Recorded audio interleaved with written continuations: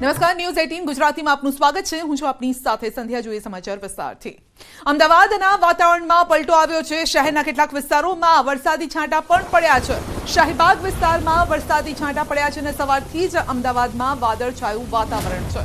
આજે સૌરાષ્ટ્ર દક્ષિણ ગુજરાતમાં વરસાદની આગાહી છે. હવામાન વિભાગની વરસાદ અંગે આગાહી છે. સૌરાષ્ટ્રમાં આજનો દિવસ રહી શકે છે ભારે. થંડરસ્ટોર્મ એક્ટિવિટી સાથે વરસાદ પણ થઈ શકે છે. 30 થી 40 કિલોમીટરની ઝડપે પવન ફૂંકાઈ શકે છે. તો સૌરાષ્ટ્રના રાજકોટ, પોરબંદર, જૂનાગઢ, અમરેલી, ભાવનગર, મોરબી, દ્વારકા, ગીર સોમનાથ અને દીવમાં આજે સામાન્ય વરસાદ થઈ શકે છે. દક્ષિણ ગુજરાતના ડાંગ, નવસારી, વલસાડ ઉપરાંત દમણ, દાદરા નગર હવેલીમાં પણ આજે સામાન્ય વરસાદ થઈ શકે છે. તો આવતીકાલે પણ સૌરાષ્ટ્રના 3 જિલ્લામાં એટલે કે રાજકોટ, અમરેલી, ગીર સોમનાથ અને દીવમાં વરસાદ થઈ શકે છે. દક્ષિણ ગુજરાતના ડાંગ, તાપી, નવસારી, વલસાડ અને દમણ, દાદરા નગર હવેલીમાં પણ વરસાદ થઈ શકે છે. તો આખરે ક્યાં કેટલો વરસાદ થશે એ અમે આપને મેપના માધ્યમથી જ સમજાવીશું. તો આજે ક્યાં વરસાદ થઈ શકે છે, આગાહી કઈ જગ્યાએ છે, આપ જોઈ શકો છો કે લગભગ અડધા ગુજરાતનો આ વિસ્તાર છે જે આવરી લેશે વરસાદ. મોરબી, દેવભૂમિ દ્વારકા, પોરબંદર, રાજકોટ, જૂનાગઢ, અમરેલી, ભાવનગર, ગીર સોમનાથ, દીવ. આ સાથે જ દક્ષિણ ગુજરાતની વાત કરીએ તો નવસારી, વલસાડ, દમણ, દાદરા નગર હવેલી, ડાંગમાં પણ વરસાદ થઈ શકે છે. તો આ થઈ આજની વાત. આજે આ તમામ વિસ્તારોમાં વરસાદની આગાહી છે. આ સાથે જ અમદાવાદના વાતાવરણમાં પણ પલટો આવ્યો છે. તો ગુજરાતમાં વરસાદની સ્થિતિ અંગે મોટા સમાચાર છે. હવામાન નિષ્ણાત પરેશ ગોસ્વામીની મોટી આગાહી છે કે હજુ એક દિવસ રહેશે ગુજરાતમાં વરસાદની તીવ્રતા. તો આવતીકાલથી ગુજરાતમાં વરસાદની તીવ્રતા ઘટી જશે. આજે આ વરસાદની જે આગાહી છે તે પહેલેથી જ કરવામાં આવી હતી. આજે હજુ પણ કેટલાક વિસ્તારોમાં વરસાદ થઈ શકે છે. 17મીથી ગુજરાતમાં ફરી હીટ વેવનો રાઉન્ડ શરૂ થશે. 16 તારીખે પણ વરસાદો છે એ છૂટાછવાયા જોવા મળશે, પણ 16 તારીખથી તીવ્રતા ઘટશે અને 17 તારીખથી ફરીથી એક નવો હીટવેવનો રાઉન્ડ ચાલુ થાય તેવી શક્યતાઓ હાલ અમને દેખાઈ રહી છે. તો આજે સૌરાષ્ટ્ર દક્ષિણ ગુજરાતમાં વરસાદની આગાહી છે. હવામાન વિભાગની વરસાદ અંગે આગાહી છે. સૌરાષ્ટ્રમાં આજનો દિવસ રહી શકે છે ભારે. થંડરસ્ટોર્મ એક્ટિવિટી સાથે વરસાદ થઈ શકે છે. 30 થી 40 કિલોમીટરની ઝડપે પવન ફૂંકાઈ શકે છે.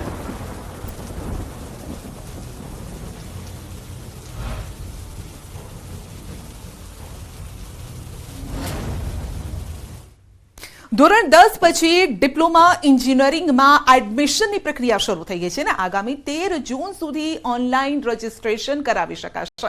ચાલુ વર્ષે ડિપ્લોમા એન્જિનિયરિંગ માટે કુલ 68,000 બેઠકો પર પ્રવેશ માટે એડમિશન પ્રક્રિયા શરૂ કરાઈ છે. ડિપ્લોમાના પ્રથમ વર્ષમાં પ્રવેશ મેળવવા કેવી રીતે રજીસ્ટ્રેશન કરવું તેની તમામ વિગતો ACPDCની વેબસાઇટ પર મૂકવામાં આવી છે. અને હવે ડિપ્લોમા એન્જિનિયરિંગ તરફ વિદ્યાર્થીઓનો ઝુકાવ વધારે રહે છે, જેને જોતા આ વખતે 68,000માંથી 58,000 બેઠકો પર વિદ્યાર્થીઓ પ્રવેશ મેળવે તો બાકીની 10,000 બેઠકો ખાલી રહે. ધોરણ 10નું પરિણામ જાહેર થયું છે અને પરિણામ જાહેર થતાં હવે એડમિશન પ્રક્રિયાને ખાસ કરીને ડિપ્લોમા એન્જિનિયરિંગમાં એડમિશન પ્રક્રિયા શરૂ થઈ ચૂકી છે. SCPDCના મેમ્બર સેક્રેટરી ભાસ્કર અય્યર સાહેબ આપણી સાથે છે. સાહેબ, શું કહેશો? ધોરણ 10નું પરિણામ જાહેર થયું છે અને હવે ડિપ્લોમા એન્જિનિયરિંગમાં એડમિશન પ્રક્રિયા શરૂ થઈ છે. અચ્છા, નમસ્કાર. ગવર્મેન્ટ અને પ્રાઇવેટ બંને કોલેજીસ માટે આફ્ટર 10th સ્ટાન્ડર્ડ ઓનલાઈન એડમિશન્સની જે પ્રક્રિયા દર વર્ષે જે થાય છે એ આ વખતે પણ શરૂ થયેલ છે.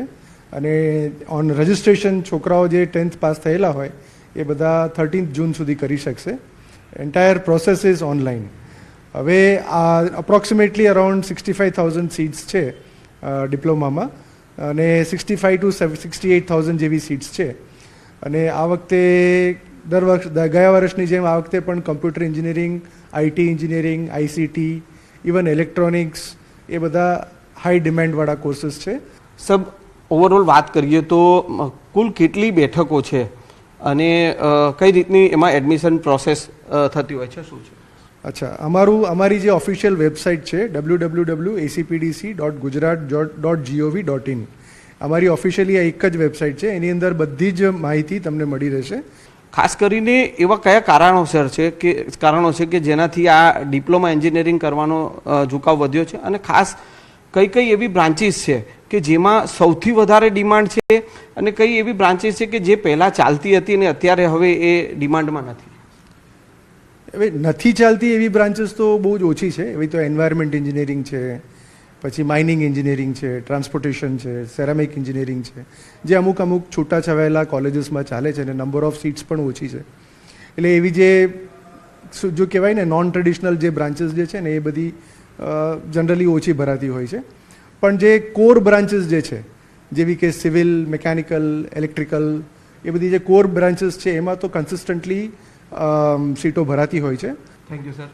તો આ હતા ભાસ્કર અય્યર સાહેબ. ને ખાસ કરીને જે પ્રકારે ધોરણ 10 પછી ડિપ્લોમા એન્જિનિયરિંગ કરવાની જે ડિમાન્ડ વધી રહી છે, અને ખાસ તેને લઈને જે પ્રવેશ પ્રક્રિયા શરૂ થઈ છે, જે આગામી 13 જૂન સુધી તે રજીસ્ટ્રેશન વિદ્યાર્થીઓ કરી શકશે. કેમેરામેન અમિત શર્મા સાથે સંજય ટાંક, ન્યૂઝ 18 ગુજરાતી, અમદાવાદ. રાજકોટમાં બહુમાળી ભવન ખાતે વહેલી સવારથી જ અરજદારોની લાંબી કતાર જોવા મળી રહી છે. કોલેજમાં એડમિશન માટે જાતિના દાખલા સહિતના ડોક્યુમેન્ટની જરૂર પડતી હોવાથી ધૂમધકતા તડકામાં પણ અરજદારોની લાંબી કતાર જોવા મળી રહી છે. બહુમાળી ભવન ખાતે નોન ક્રિમિલિયર સર્ટિફિકેટ લેવા માટે પહોંચેલા વાલીઓમાં પણ ભારે આક્રોશ છે, અને જરૂરી ડોક્યુમેન્ટ માટે વાલી અને વિદ્યાર્થીઓ તડકામાં ઊભા રહેવા મજબૂર છે, જેને લઈને વાલીઓમાં પણ આક્રોશ છે. ઉપરાંત તંત્ર દ્વારા પાણીની કે કોઈ અન્ય વ્યવસ્થા કરવામાં નથી આવી તેવા આરોપ લાગી રહ્યા છે. આટલી ગરમીમાં વાલીઓ કલાકો સુધી લાઇનમાં ઊભા રહેવા મજબૂર છે.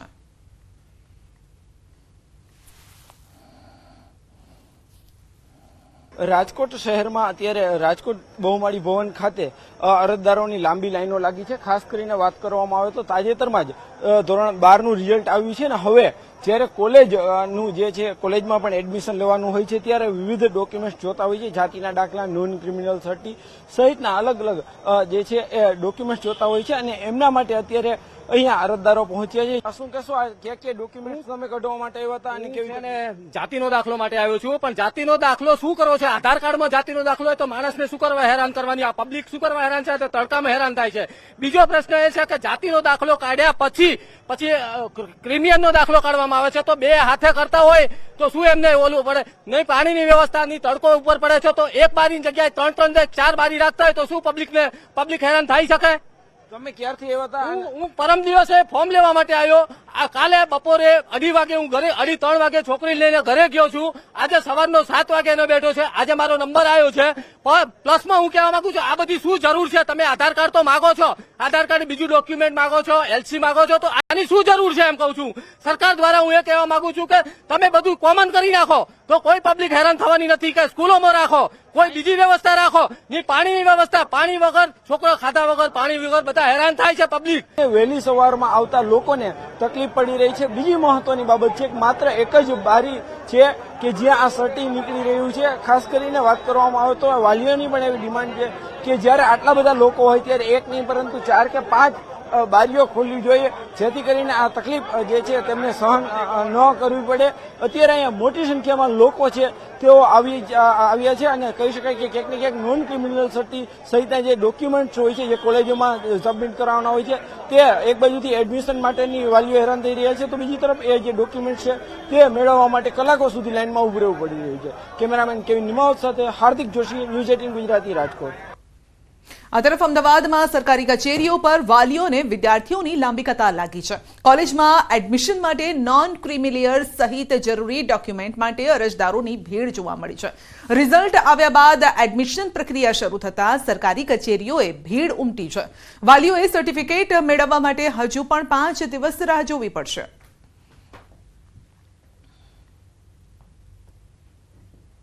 દસમા અને 12મા ધોરણનું રિઝલ્ટ આવી ચૂક્યું છે, ત્યારે અમદાવાદ શહેરની સરકારી ચાવડીઓમાં ખાસ કરીને લોકોની ભીડ જોવા મળી રહી છે. વિદ્યાર્થીઓ સાથે વાલીઓ અત્યારે ખાસ કરીને સરકારી ચાવડીમાં સૌથી વધારે જોવા મળી રહ્યા છે. આ પાર્ટીઓ કચેરી ખાતે આવેલી સરકારી ચાવડીને જોઈ રહ્યા છો કે જ્યાં લોકો છે બપોરના 12 વાગે પણ ખાસ કરીને સર્ટિફિકેટ મેળવવા માટે અને ડોક્યુમેન્ટ જમા કરાવવા માટે લાઇનમાં ઊભા છે. ગુજરાત યુનિવર્સિટીની અંદર એડમિશન લેવું હતું, તો એના માટે નોન ક્રિમિનલ સર્ટિફિકેટ એમને માગ્યું, તો અમે એના માટે અહીંયા આવ્યા હતા સવારથી. તો અમે ત્યાં ફોર્મ લીધું, ફોર્મ ભર્યું અને પછી ત્યાંથી અહીંયા જે સોગંદનામું કરવાનું હોય અને પછી જે 2-3 બીજા સહી સિક્કા કરવાના, એ પછી અમે ત્યાંથી અમને એક સ્લીપ મળી, જે અમને એવું કીધું કે 18 તારીખે તમને આનું રિલીઝ થશે.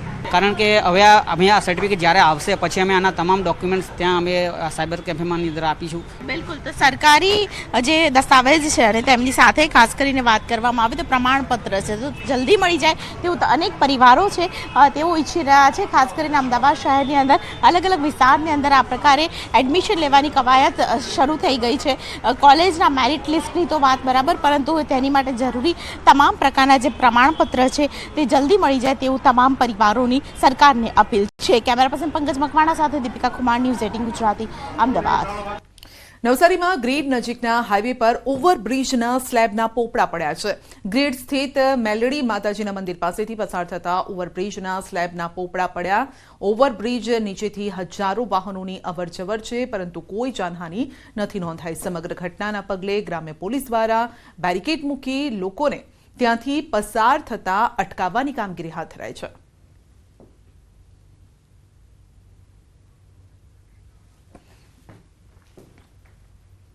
તો ધારીના ગ્રામ્ય વિસ્તારમાં સિંહના આટાફેરા છે. એક સાથે 10 થી વધુ સિંહનું ટોળું જોવા મળ્યું છે.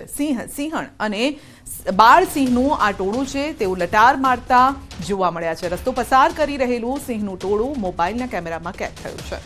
સિંહના ટોળાનો વિડીયો સોશિયલ મીડિયામાં વાયરલ થઈ રહ્યો છે.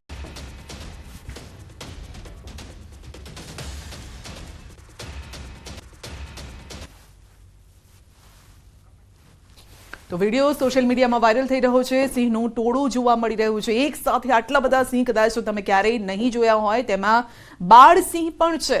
તો આખો પરિવાર છે, કદાચ 1 થી 2 પરિવાર આ હોઈ શકે છે તેવું લાગી રહ્યું છે, કારણ કે નાના જે બચ્ચા છે તેની સંખ્યા અહીંયા વધુ જોવા મળી રહી છે. કદાચ ત્યાંથી પસાર થતા કોઈ વ્યક્તિએ તેના મોબાઈલના કેમેરામાં આ વિડીયો લીધો હોય તેમ લાગી રહ્યું છે.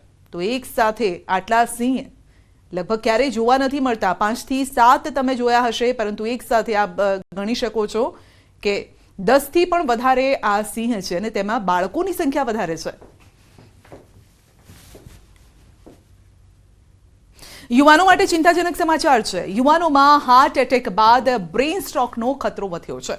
કોવિડ પહેલાની સરખામણીમાં બ્રેઇન સ્ટ્રોકના કેસ ડબલ થયા છે. યુવાનોમાં અગાઉ 15% જેટલા કેસ નોંધાયા હતા, જે વધીને હવે 30% થયા છે અને યુવાનોમાં બ્રેઇન સ્ટ્રોકના વધતા કેસ ચિંતાજનક છે. યુવાનોમાં હવે હાર્ટ સ્ટ્રોક બાદ બ્રેઇન સ્ટ્રોકનો પણ ખતરો છે. નાની વયે બ્રેઇન સ્ટ્રોક તબીબો માટે પણ ચિંતાનો વિષય છે. કોરોના બાદ બ્રેઇન સ્ટ્રોકના કેસ સિવિલ હોસ્પિટલમાં પણ નોંધાયા. તબીબોએ યુવાનોમાં વધતા સ્ટ્રેસને બ્રેઇન સ્ટ્રોકનું કારણ બતાવ્યું છે અને થોડીવાર માટે આંખોમાં અંધાપો આવવો તેમજ ચક્કર આવે, બીપી ચેક કરવાની સલાહ તબીબો આપી રહ્યા છે. ઉપરાંત જેને બીપીની સમસ્યા હોય તેને બીપીની દવાઓ ફરજિયાત લેવાનું તબીબ કહી રહ્યા છે.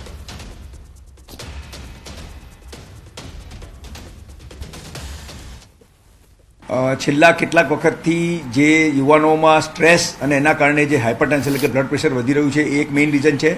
બીજું રીઝન છે બેઠાડું લાઇફસ્ટાઇલ અને જંક ફૂડ, એના કારણે કોલેસ્ટ્રોલ તમારો વધતો જાય છે અને એક્સરસાઇઝનો અભાવ. આ બધાના કારણે શું થાય કે બ્રેઇનમાં જે તમને લોહી સપ્લાય કરતી હોય એ નળીઓ સાંકડી થાય અને એના કારણે જો બ્રેઇનને ડેમેજ થાય એને બ્રેઇન સ્ટ્રોક કહેવાય અને આ કિસ્સા વધવાના આ મેઇન રીઝન છે. હાર્ટ એટેકથી વધુ એકનું મોત થયું છે. વલસાડમાં ડીજે સંચાલકનું હાર્ટ એટેકથી મોત થયું છે.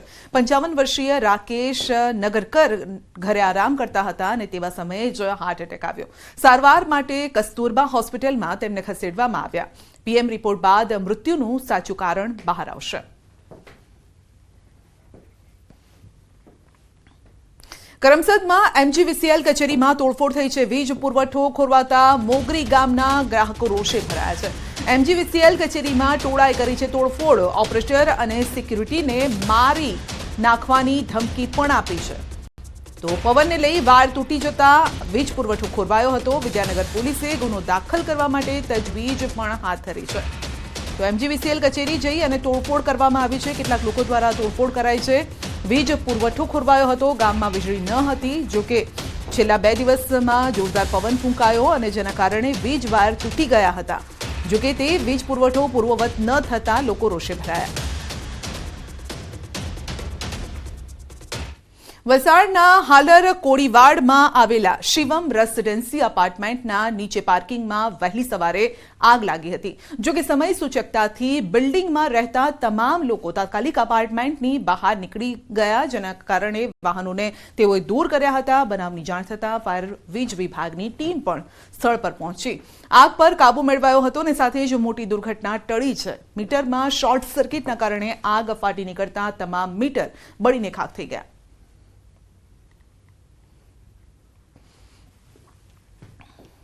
સુરતના પાંડેસરામાં બાળકીઓ સાથે અડપલા કરનાર આરોપીની ધરપકડ કરાઈ છે. પાંડેસરામાં બિલ્ડિંગમાં રહેતી 3 બાળકીઓ સાથે શારીરિક અડપલા કર્યા છે.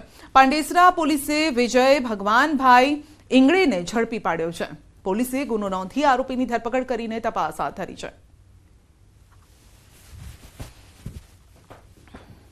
વડોદરામાં ચેઇન સ્નેચિંગના 2 આરોપી ઝડપાયા છે. વૈભવ જાધવ અને ભાવિન પંડ્યા નામના યુવકો અલગ અલગ શહેરોમાં જઈ અછોડા તોડી ગોવા જઈ મોજ શોખ કરતા હતા.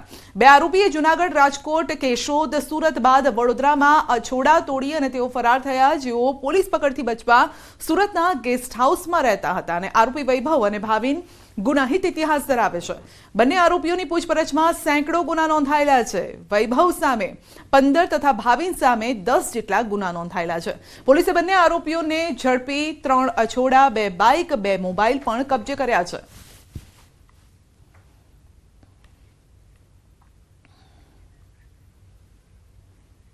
આમ તો દરેક જગ્યાએ દેવી દેવતાઓના મંદિર બનાવવામાં આવતા હોય છે, પરંતુ અમદાવાદમાં એક પરિવારે માતા પિતાનું મંદિર બનાવ્યું છે.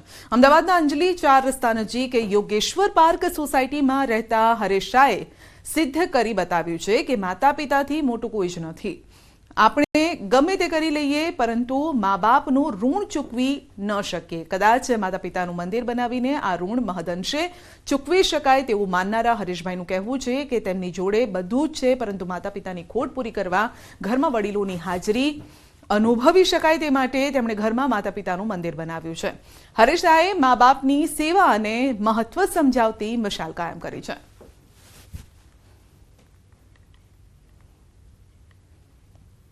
અમે બેન એવું માનીએ છીએ અંગત રીતે, બહુ ફ્રેન્કલી. હું તો પહેલેથી એવું જ માનું છું, જિંદગીમાં મા બાપ કદી સ્વર્ગે જતા જ નથી. હંમેશા મા બાપ આપણા દિલમાં હોય. તમે સદેહે કદાચ ન હોય, પણ મારી આપણી પાસે જ. આજે મને પૂછો તો મને એમ થાય કે મારા મા બાપ તો શહેર ને ઘરમાં જ છે, હજી એ બેઠા, બહાર તો બેઠા છે. ઘણું બધું વિચાર્યું આપણે કે મા બાપને તો આપણે કદી જોયા નથી, પણ મા બાપને જ્યારે જોયા ના હોય ત્યારે વાત એવી આવે કે ખરેખર ઈશ્વર ક્યાં છે. તો ઈશ્વરને આપણે જોયા નથી, ત્યારે જે આપણા ઘરમાં જે મા બાપ છે એ મા બાપ જ આપણા ઈશ્વર છે. એ ઈશ્વર સ્વરૂપ મા બાપને આપણે કેવી રીતના કંઈક આપણે કશુંક એમને કશુંક આપી શકીએ, કે કાં તો એમના માટે સમાજમાં કંઈક એવું ઉચ્ચ સ્થાન બનાવી શકીએ, એવો વિચાર કરીને એક આ મા બાપનું મંદિર બનાવવાનો અમે વિચાર કર્યો. બુલેટિનમાં આગળ વધીશું નાનકડા બ્રેક બાદ.